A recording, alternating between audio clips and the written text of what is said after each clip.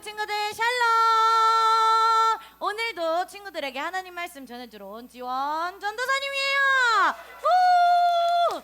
여러분 오늘 아니야 그거 너 나중에 얘기할 건데 오늘 배울 인물의 이름은 뭘까요? 아니야 우리 말씀 속에 오늘 계속 누가 등장했어. 맞아. 1달란트 주도록 하겠습니다. 요셉에 대한 이야기예요. 한번 잘 들어보도록 할게요. 자, 들어가기 앞서 혹시 여러분 보트피플이라는 말을 들어봤나요?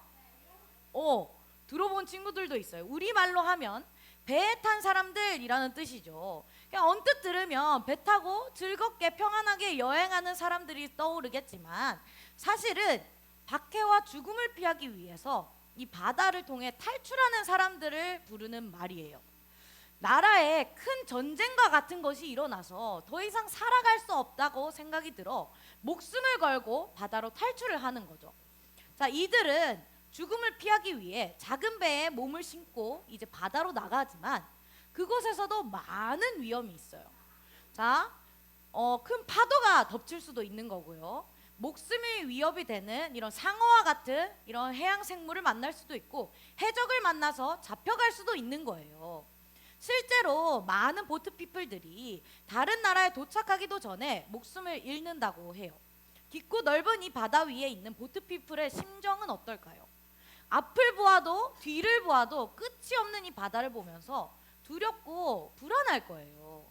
그런데 여러분, 사람들은 때로 스스로를 깊은 바다, 이 깊고 어두운 바다 위에 홀로 있는 이 보트피플처럼 생각을 해요. 힘들고 어려운 나의 처지를 생각하면서 이 일을 어떻게 해결하면 좋을지, 누구에게 도움을 요청해야 할지 모른다고 생각하기 때문이죠. 보트피플처럼 너무나 많은 위협이 내 앞에 있다고 느껴질 때, 큰 어려움을 만나서 내 마음이 위축이 되고 무섭고 떨릴 때 하나님의 자녀인 우리들은 어떻게 해야 될까요? 그 답이 오늘 창세기 39장에 나오는 요셉을 통해서 하나님께서 말씀해 주고 있어요. 우리 같이 읽어볼까요? 시작!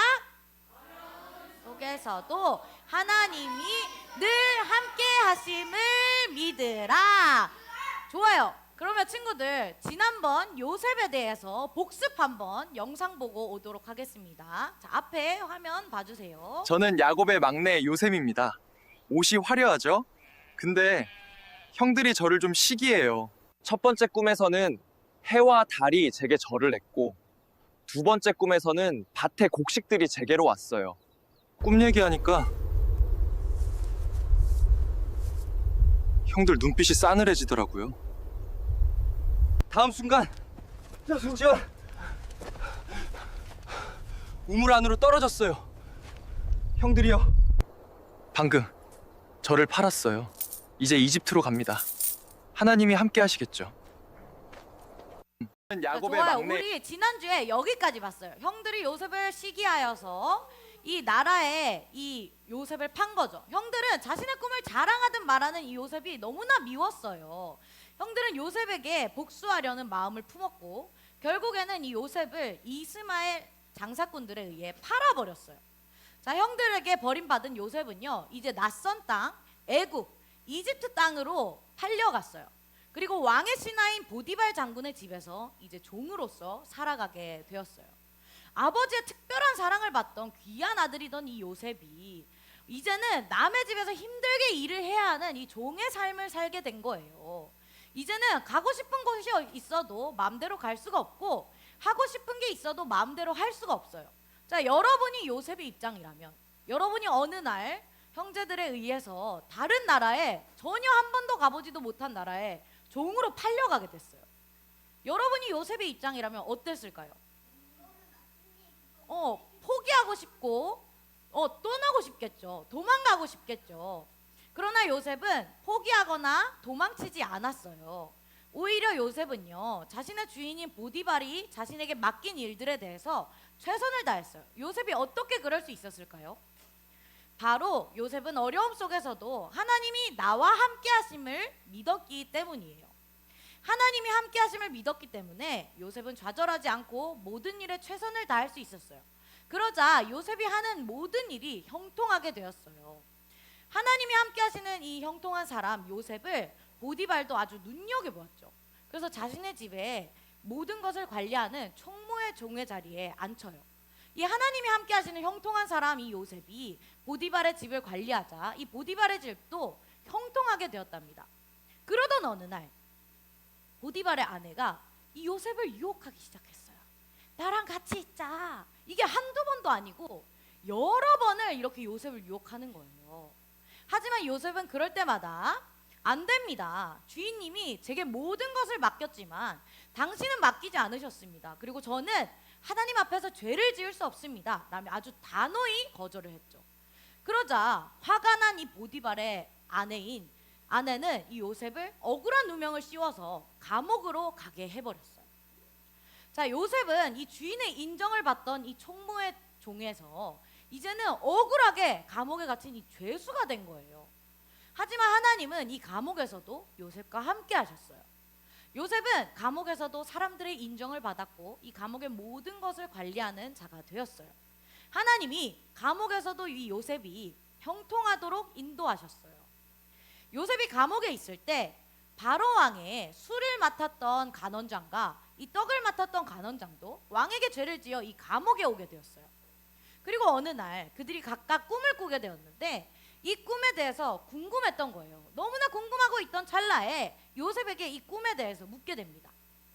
하나님이 요셉과 함께 하셨기 때문에 요셉은 그들의 꿈에 대해서 알 수 있었어요. 요셉은 술 맡은 간원장의 꿈에 대해서 해석을 해주었어요. 당신은 사흘 안에 다시 왕을 섬기는 자리에 가게 될 겁니다. 자, 떡 맡은 간원장에게는 당신은 사흘 안에 처형을 당하게 될 것입니다. 요셉은 꿈을 해석하면서 이 술 맡은 간원장에게 부탁을 했어요. 당신의 일이 잘 해결이 되면 저를 꼭 기억해 주세요. 그래서 제가 억울한 누명을 벗고 이 감옥에서 벗어날 수 있도록 도와주세요. 하지만요, 이 술 맡은 간원장은 다시 왕을 섬기게 되었을 때 요셉을 완전히 까먹었어요. 그래서 요셉은 2년이나 더 이 감옥 생활을 하게 되었답니다. 그러던 어느 날 이 애굽 왕인 바로 왕이 꿈을 꾸게 되었어요. 그 꿈이 얼마나 이상하고 흉측했던지 바로 왕의 머리에서 떠나질 않는 거예요. 그래서 바로 왕은 이 꿈의 해석을 알아야겠다 싶어서 이 애굽에 있는 가장 지혜로운 자들과 또 점치는 자들을 막 불렀어요. 그렇지만 아무도 그 꿈을 제대로 해석하는 사람이 없었어요. 그때 이 술 맡은 간원장이 전에 자신과 이 떡 맡은 간원장의 꿈을 제대로 해석했던 요셉을 떠올리게 됩니다. 그래서 이 바로 왕에게 요셉에 대해서 얘기를 해요. 이렇게 하여서 요셉은 이제 바로 왕 앞에 서게 됩니다. 자, 요셉은 드디어 감옥에서 나와 바로 왕 앞에 서게 됐어요. 하나님이 함께 하시는 이 요셉이 이제 하나님이 요셉을 바로 왕 앞에 세우게 하신 거예요. 자, 여러분, 아버지의 특별한 사랑을 받던 귀한 아들인 이 요셉이 다른 나라의 종으로 팔려가게 되었어요.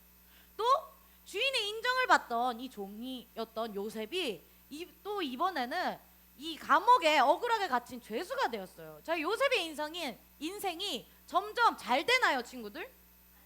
점점 더 아래로 깊고 어두운 바다로 떨어진단 말이에요. 자, 요셉의 처지가 마치 깊고 어두운 바다 위에 홀로 떠 있는 보트피플 같지 않나요? 그리고 술 맡은 간원장의 이 꿈을 해석했을 때도 드디어 이제 이 감옥에서 나갈 기회가 생겼다 생각했지만 아무런 도움도 받지 못하고 감옥 생활을 2년이나 더 해야 했단 말이에요. 자, 아무리 가도 육지가 보이지 않고 얼마나 더 가야 이 바다가 끝이 나는지 알 수 없어서 두렵고 불안한 마음, 좌절하는 마음이었을 거예요.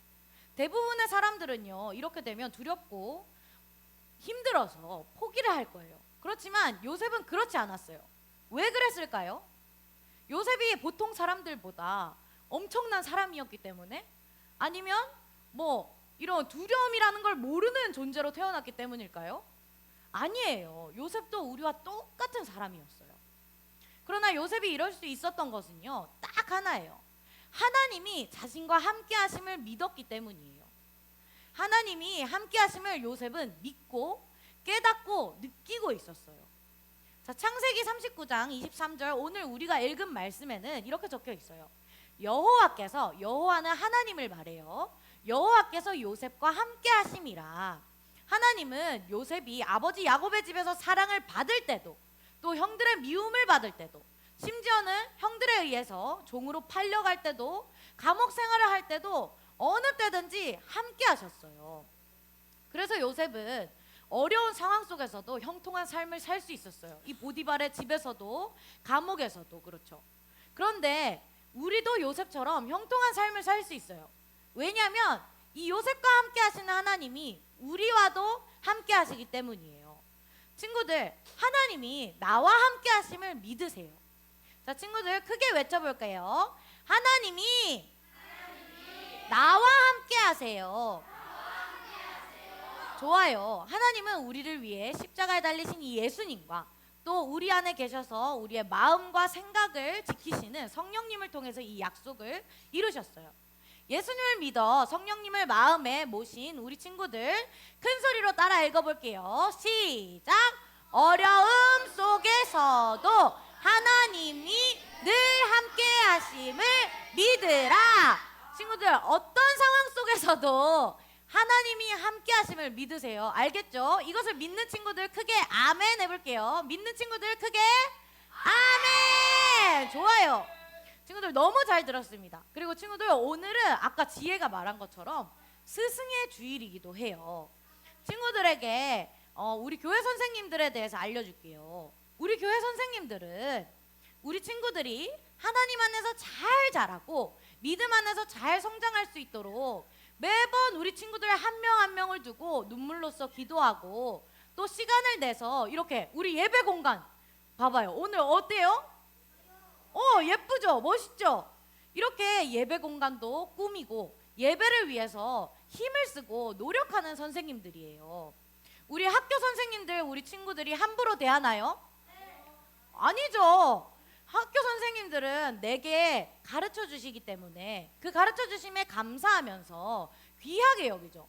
더욱이 우리 교회 선생님들은 우리 친구들이 영혼이 잘 되도록, 인생이 잘 되도록 기도하고 사랑으로 가르쳐 주시는 선생님들이에요. 그렇기 때문에 우리 학교 선생님들보다 더 귀하고 감사하는 마음으로 우리 친구들이 바라보고 대해야 되는 분들이에요.